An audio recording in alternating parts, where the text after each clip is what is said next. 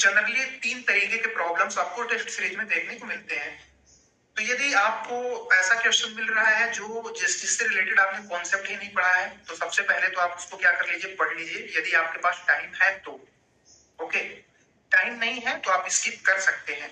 दूसरा, आपको यदि कॉन्सेप्ट पता है बट आप उसको अप्रोच नहीं कर पा रहे हो, तो इसका मतलब ये है कि कहीं ना कहीं आपके कॉन्सेप्ट में क्लैरिटी नहीं है।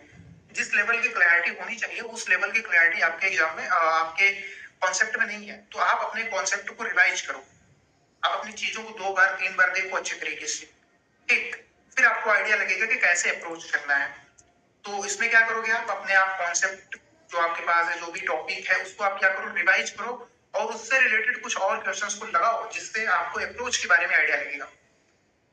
तीसरा जो हमने तीसरा टाइप देखा, तीसरे टाइप में आपने क्या देखा कि सर कॉन्सेप्ट जो है वो भी मुझे क्लियर है, अप्रोच कैसे करना है ये भी मुझे पता है, बट कैलकुलेशन मिस्टेक हो रही है। तो इस केस में आप क्या करोगे, यदि कैलकुलेशन मिस्टेक हो रही है तो इस केस में आपको जो करना है वो ये करना है कि आपको मोर एंड मोर क्वेश्चंस की प्रैक्टिस करना है, मोर एंड मोर क्वेश्चंस की प्रैक्टिस करना है। जितने क्वेश्चंस की आप प्रैक्टिस करोगे धीरे धीरे धीरे धीरे धीरे धीरे धीरे धीरे धीरे क्या हो जाएगा, आपका एरर कम हो जाएगा।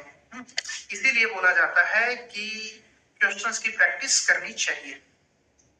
ठीक, जितना क्वेश्चन प्रैक्टिस करोगे उतना क्लैरिटी आता जाएगा और उतने ही आपकी इफिशियंसी भी बढ़ती जाएगी, आपकी कैलकुलेशन स्पीड बढ़ती जाएगी, गलत होने के चांसेस जो है वो कम होते जाएंगे और जो अच्छे मार्क्स आने की प्रोबेबिलिटी है वो बढ़ती जाएगी।